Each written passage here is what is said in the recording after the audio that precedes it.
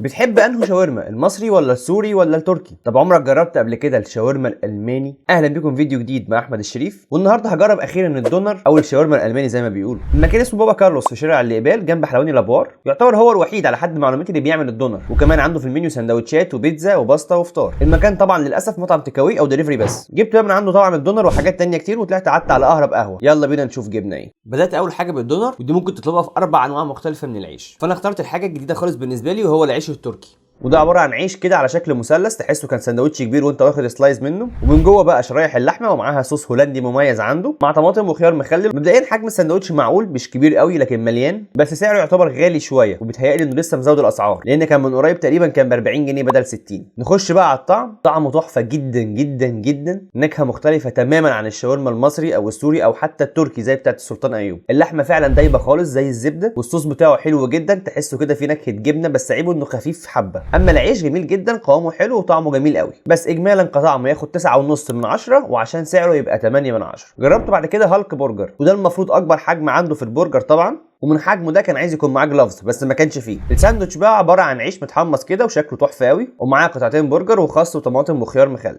وصوص هو بيعمله مخصوص قريب حبه من صوص البيج ماك. طعمه كان حلو، كميه الساندوتش حلوه تشبع، والعيش جميل جدا، والصوص بتاعه برده مميز وجميل، بس طعم التتبيله في اللحمه كانت زياده قوي، تحس انها تقريبا صدق معمول برجر. طعمها مش وحش، ولكن مش هتحس قوي بطعم اللحمه من كتر التتبيله، فلو ظبط الحته دي وهدى التتبيله شويه هيبقى ساندوتش حلو قوي وياخد 7 من 10. جربت بعد كده بقى ساندوتش الكبده، ودي بقى هي كل اللي جاي ممكن تجيبه بتاعت احجام مختلفه، بتيبان وفرنساوي وملفوف. انا جبت البتيبان وده اصغرهم طبعا. كميه الكبده وشكل العيش كانت تحفه قوي. اما الطعم بقى فبجد دي من احلى التتبيلات اللي اكلت بيها كبده في حياتي، تتبيله حلوه قوي تخليك مش قادر تبطل اكل، وطعم وكواليتي الكبده نفسها حلو قوي، والعيش كمان طعمه حلو قوي وقوامه جميل، ياخد 9.5 من 10. نريح بقى حبه كده وناخد شويه بيبسي قبل ما نكمل، بتسهل وبتسلك الكلام بنت المؤذيه الصراحه. نخش بقى على الكفته، ودي بتيجي معاها صوص توميه بش طحينه وطماطم. طعمها للاسف ما عجبتنيش، في برضه تتبيله قويه جدا زي اللي كانت في البرجر، تحسها قربت على الصدق، وكمان طعم التوميه خفيفه ومش ماشي اصلا خالص مع الكفته. الساندوتش شكله مخدوم بس طعمه ما عجبنيش بالنسبه لذوقي انا، ياخد 6 من 10. دخلت بعد كده على الكوردن بلو، والحقيقه وزنه كان تقيل قوي من كتر المكونات، وده ساندوتش فيه كل مكونات الكوردن بلو، فراخ ولحمه مدخن وصوص جبنه بدل الجبنه، بس كل حاجه لوحدها. يعني ايه يا ولد؟ يعني كل شيء مستقل بذاته.